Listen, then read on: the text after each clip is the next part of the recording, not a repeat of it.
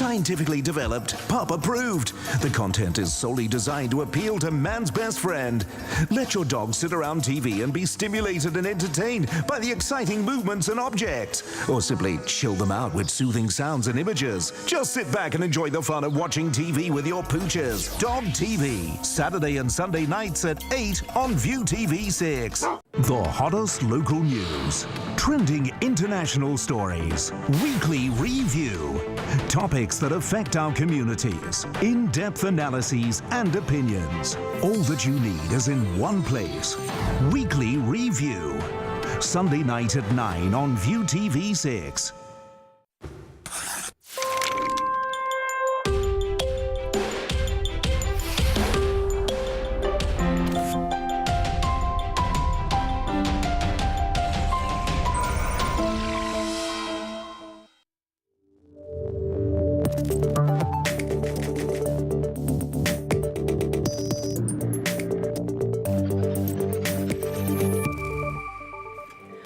Good evening, I'm Diane in Hong Kong and you're watching ViuTV News. Coming up on tonight's show.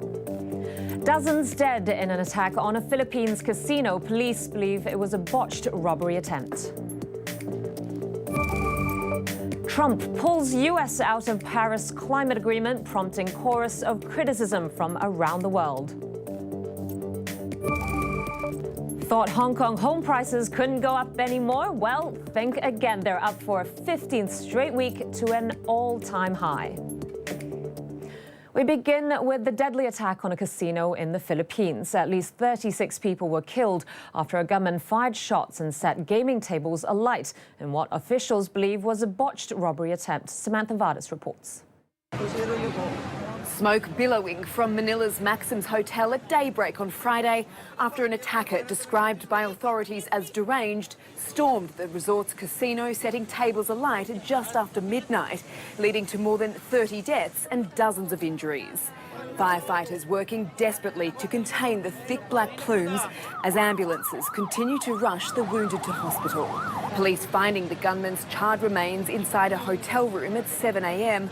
after appearing to have poured gasoline on himself before setting his body on fire. He entered Resorts World while carrying what appeared to be a baby Armalite.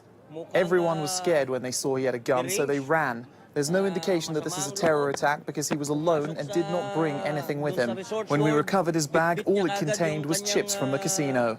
Police say the attack was more likely a botched robbery attempt. Most of the victims died of suffocation as guests and staff tried to flee choking smoke in what was first feared as a militant attack. The Philippines is on edge as the country's south remains in the throes of an insurgency crisis.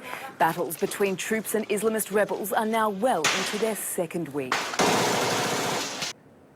Meantime, casino mogul Lawrence Ho, who owns a City of Dreams casino in Manila, said he would beef up security at his Philippine complex following the attack. The development is located just a few kilometers away from Resorts World Manila, where the incident took place. With an incident like this, especially at Resorts World Manila, we certainly would ratchet up that even more.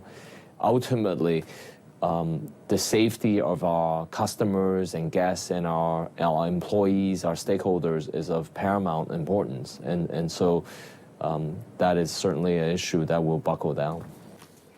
Well, despite efforts by leaders the world over to get Donald Trump on board the Paris climate deal, the U.S. president announced this morning that the world's second biggest emitter of greenhouse gases was pulling out of the pact. He called the agreement, quote, unfair at the highest level to the United States because it left the U.S. to suffer while benefiting others. Not only does this deal subject our citizens to harsh economic restrictions, it fails to live up to our environmental ideals. As someone who cares deeply about the environment, which I do, I cannot in good conscience support a deal that punishes the United States, which is what it does. The world's leader in environmental protection, while imposing no meaningful obligations on the world's leading polluters. For example, under the agreement, China will be able to increase these emissions by a staggering number of years, 13. They can do whatever they want for 13 years, not us.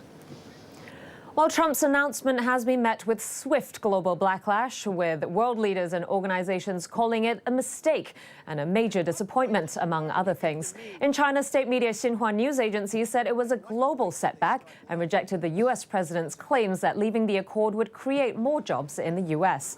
It also said the move would leave a fairly big shoe for a single country to fill, raising the prospect of China stepping up as a global leader. Meantime, Japan joined the chorus of criticism against Trump's decision, but said it will try to persuade the U.S. to change its mind. Mayu Yoshida reports from Tokyo. Tokyo joined world leaders in criticizing President Donald Trump's decision to withdraw from the Paris Accord.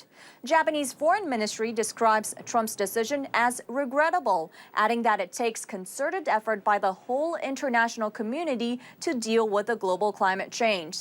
The Japanese ministry also emphasized the importance of leadership of developed countries such as the U.S. and Japan on this issue. Now, Tokyo is not giving up in calling Washington back.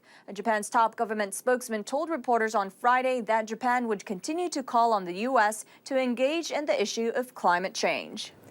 Now, China and the EU have seized the spotlight on the climate issue. This as Premier Li Keqiang meets with top EU officials in Brussels for a two-day summit. Li was welcomed to the European Council by Council President Donald Tusk and European Commission President Jean-Claude Juncker. The summit will end later today with a joint statement, the first ever issued by China and the EU, committing both sides to full implementation of the Paris Accord. Juncker stressed today China and the European Union are aligned on the need for international solutions, adding that there is, quote, no reverse gear to the energy transition.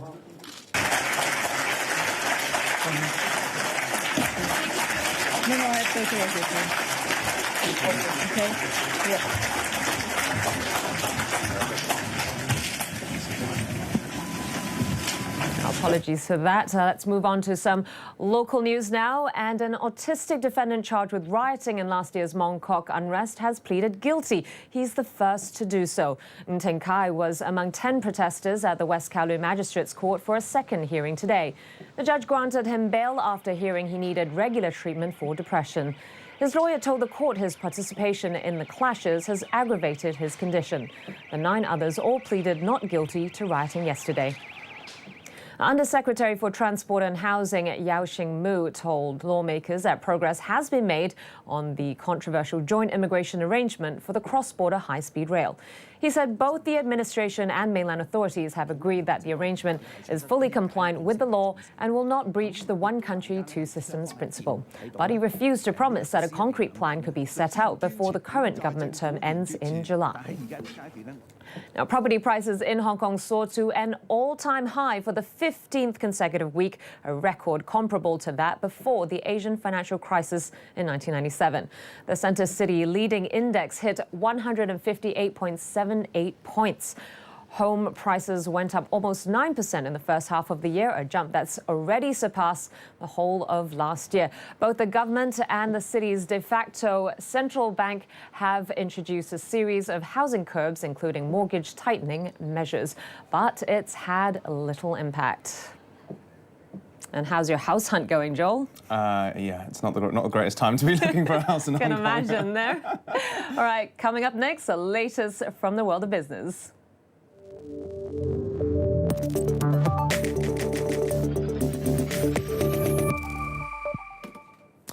Yes, a decent end to the week for markets here in Hong Kong. Let's take a closer look. Overall, the Hang Seng finishing Friday up just over 0.4%.